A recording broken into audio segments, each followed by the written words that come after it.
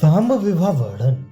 श्री सूत जी ने कहा, इसके अनंतर पर्वतेश्वर हिमान ने आते हुए भगवान शिव को देखकर और मेरु ने भी यथा सख्य रविचंद्र दिवाकरों के तथा देवों आदि के देवों के द्वारा परिव्रत और छत्र से संयुक्त उस समय नगराज ने जय हो ये कहकर उस समय हाथ में वस्त्र और माले लेकर वह उपस्थित हो गए।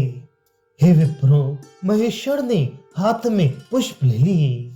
हे द्विजों, उस समय गिरिराज परम आनंद से युक्त और अनन्य भक्ति से संयुक्त होकर उन्होंने उस समय नाना प्रकार के वस्त्रों से मार्ग की सजावट की।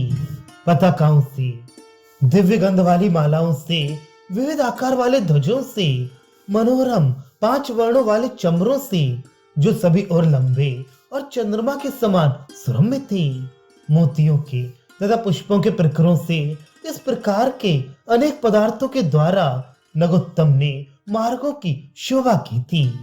फिर ये स्थित होकर विश्वव्यापी ईश्वर को देखते हुए विराजमान थे। फिर मदन के प्रकाश से दीपित हुई संपूर्ण चंद्रमा के समान मुखों वाली अप्सराएं वहां पर विद्यमान थीं।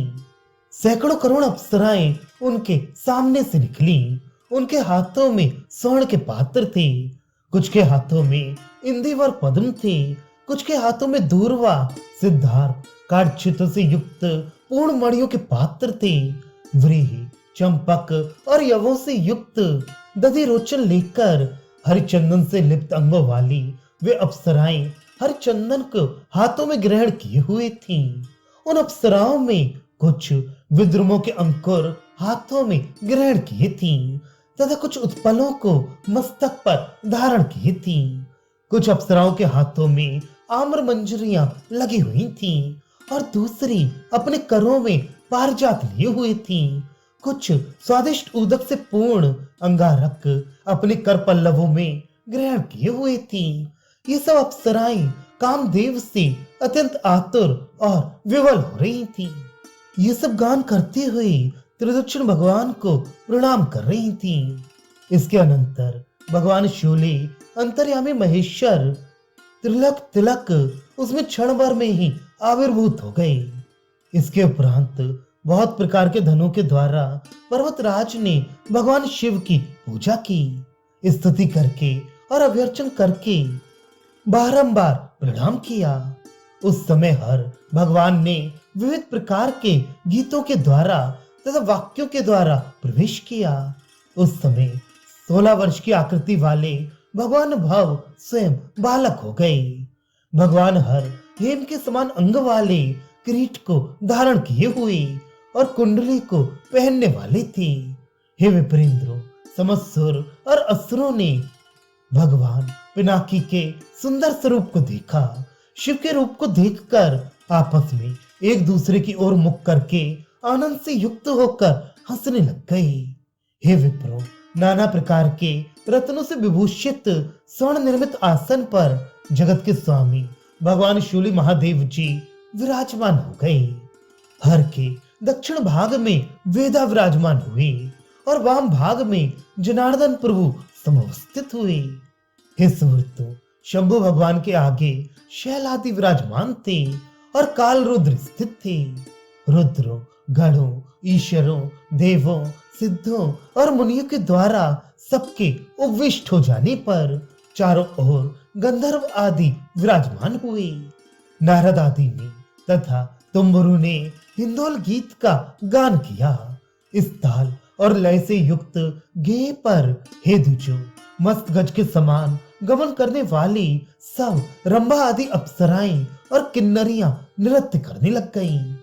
उस समय वीणा, वल्लरी, वेणु और विशेष रूप से मृदंगों की ध्वनियों से सुंदर मन वालों के मन की तुष्टि उत्पन्न हो गई। इसके पश्चात विश्व के ईश्वर भगवान शंभु ने नभ में स्थित भूषण गिरजा के लिए प्रदान किया। वह आनंद के साथ बहुत ही आह्लाद का उत्पन्न करने वाला था। हे देवी, इस भूषण से समलंकृत होती हुई आप मेरे योग्य हो जाओगी। हे वरान्नी, जो तुम्हारे पूर्वज पिता दक्ष प्रजापति थे, उसके ऊपर उत्पन्न हुए कोप को बहुत ही शीघ्र त्याग दूंगी और जो तामस भाव उस पर समुत्पन्न हुआ था उसका भी त्याग कर दूंगी। इसके पश्चात पार्वती देवी ने आकाश मंडल से उसका ग्रहण किया और फिर वे अपने पिता के समीप गई। पर्वतराज ने महान उत्सव के साथ बहुत शीघ्र शिवा देवी को उत्तम वस्त्राभरणों से भूषित कर दिया। वह देवी वस्त्रों और आभरणों से जो कि परम दिव्य थे भूषित होकर सिंहगामिनी व देवी मीना की गोद में स्थित हुई। पुनः मेघ में चंद्रमा की लेखा के ही तुल्य भासित हुई। भूषणों को धारण करती हुई देवी परम निवृत्ता हो गई थी और ताम्रस के तुल्य नेत्रों वाली अत्यंत रज्जित हुई। इधर देवगणों से परिवृत त्रिपुरांतक थे जिनमें विष्णु आदि सभी थे। हे मुनि शार्दुलों, फिर वे संपूर्ण क्रीड़ा के स्थानों में भ्रमण करने लगे। शैलादि ने पराभक्ति से प्रणाम करके कहा, हे भगवान, हे देव देवेश्वर, हे विश्व के स्वामी, हे अंधक के सूदन करने वाले। नंदकेश्वर ने कहा, हे शिव, इंद्रनील की आभा वाली ये वेदी शोभित हो रही है जो कि विशंभरा है। हे नाथ, वहां ये वेदी विश्वकर्मा के द्वारा जलमय निर्मित की गई है जो ये परम रम्या है। वे जलों की भ्रांति समुत्पन्न कर देने वाली है। हे महादेव जी, रत्नों की ऐसी ही प्रभा है कि ये वेदी ऐसी ही शोभा वाली प्रतीत होती है। लंबकों से वृत्त ये द्वार का संस्थान दिखाई देता है। भित्ति के अंदर जो रत्नों के विन्यास में द्वार रूपता लक्षित हुआ करता है, ये चित्र रथ के आकार वाला उत्तम वन दिखाई दे रहा है। हे महादेव जी, ये रत्नों की भूमि का प्रतिबिंब है, इसमें कुछ भी संशय नहीं है। और ये जो मंदिर के आकार वाला है, ये सोपानी के समुदाय से मंडित है। ये भी न मंडित प्रतिबिंब ही दिखलाई दे रहा है। जो ये सागर के से आकार वाली जल के स्वरूप वाली सामने दिखलाई दे रही है। हे परमेशान, ये भी जलोशिता रत्न भूमि ही है जो ये गगन के आवास वाला मूर्ति द्रव्यों से अर्जित के ही समान है। हे देव, इस प्रदेश में क्रीड़ा का मंडप ही स्थित है।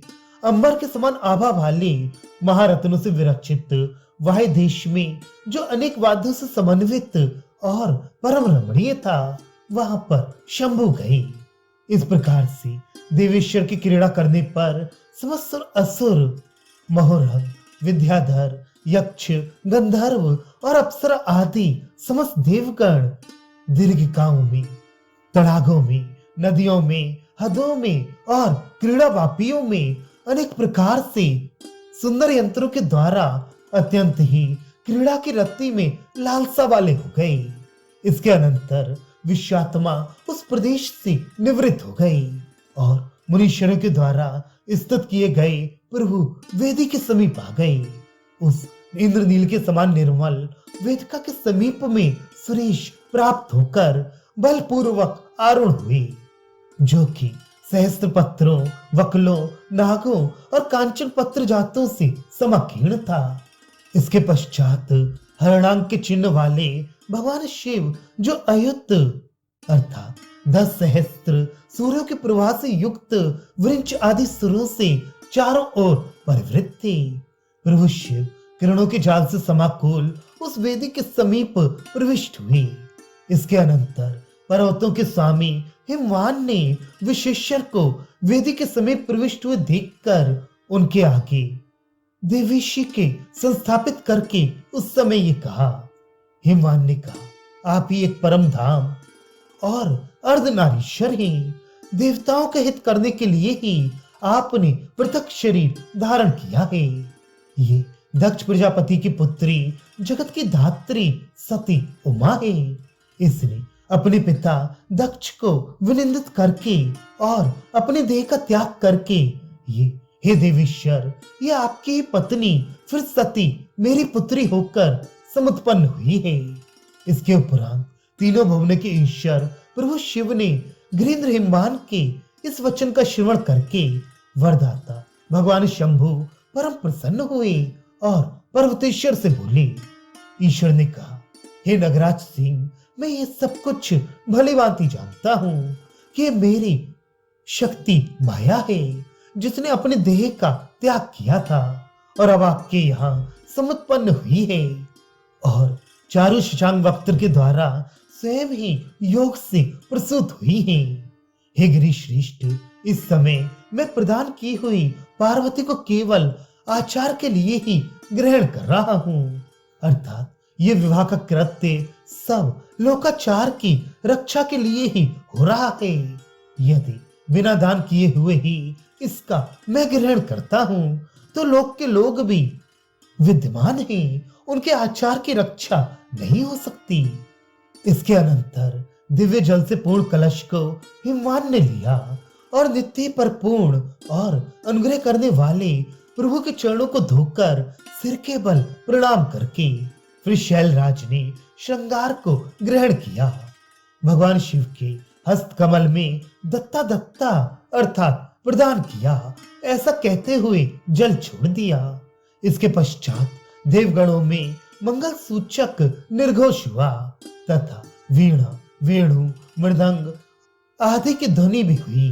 वे देवी कंठ में हार धारण करने वाली, कोटि में सूत्रधाम पहने हुए, सुंदर विक्टियों से संपन्न, चारु और विशाल नेत्रों वाली पर्वतराज की पुत्री ऐसी शोभित हुई जैसे मेरु पर्वत पर चंद्रमा की लेखा शोभित हुआ करती है।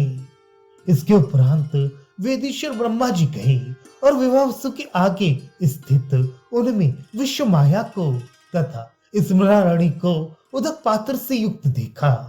पितामह ने उन काममय माहेश्वरी देवी का दर्शन किया तो उसी समय फूटे हुए कुंभ से जल की ही भांति सहसा उनका शुक्र क्षरित हो गया।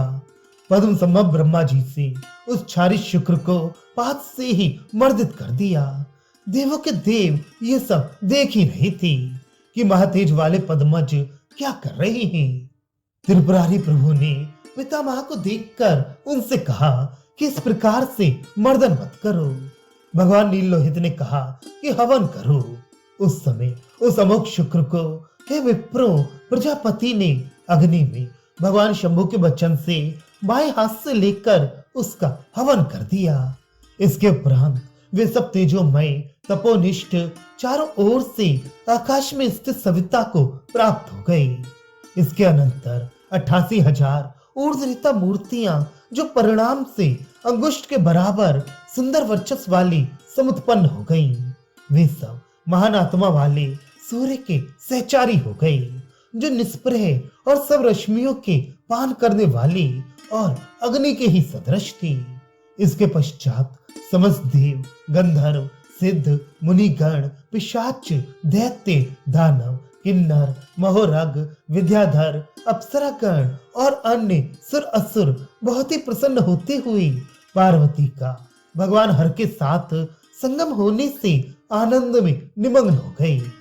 ऋतराज ने परम संतुष्ट होकर भ्रमरों से समाकुल अनेक प्रकार के पुष्पों की वर्षा की। विचित्र वाद्यों से, नर्शकों के नाद से, सुगीतमान श्रेष्ठ मंगल गानों से, वीणा की ध्वनियों से, दुंदुभियों के तथा वेणु के शब्दों से, चारों ओर कानों को सुख देने वाले गानों से समुत्पन्न हुआ। चारों ओर नृत्य करने वाली सुरों की सुंदरियों से और गान करने वाली किन्नरियों से और वसीदत दैत्यों की अंगनाओं से वे उत्सव अत्यंत ही कामायमान हो गया। नितंबनियों की कांची के शब्द से तथा नुपुरों के मनोभिराम शब्द से तथा उन अंगनाओं के मंद मुस्कान से बड़े बड़े मुनिंद्र गण भी कामाग्नि के प्रदीप चर्मा वाले हो गए। होम के अंत में ब्रह्मा जी ने मधु पर्क से युक्त मधु भोजन को उन देवेश्वर को प्रमथों के आदि के लिए निवेदन करके परमाधिक तुष्टि को प्राप्त किया। हे द्विजोत्तमों, इसके अनंतर देवों को विशेष ने वरदान दिया। महेश्वर ने ब्रह्मा आदि देवों को अनेक वरदान देकर वहां से विदा कर दिया। वे भी सब ईश को प्रणाम करके परमाधिक प्रीति को प्राप्त हुए। सूत जी कहती है, हे विप्रों, इस प्रकार से परम संक्षेप से गिरजा के पति का विवाह वर्णन कह दिया, जैसा कि पहले रवि देव ने इसका वर्णन किया था। जो इस भगवान शंकर के विवाह का वर्णन प्रमतात्मा वाला श्रद्धा से श्रवण किया करता है या पढ़ता है, वह 1 वर्ष से ही पूर्व अपने मन की सब कामनाओं की प्राप्ति कर लिया करता है। इसमें तनिक भी संशय नहीं है। वह मनुष्य समस्त पापों से विमुक्त होकर परम तेजस्वी प्रिय दर्शन 100 वर्ष तक इस संसार में जीवित रहता है और अंत में ब्रह्म पद को प्राप्त हो जाता है।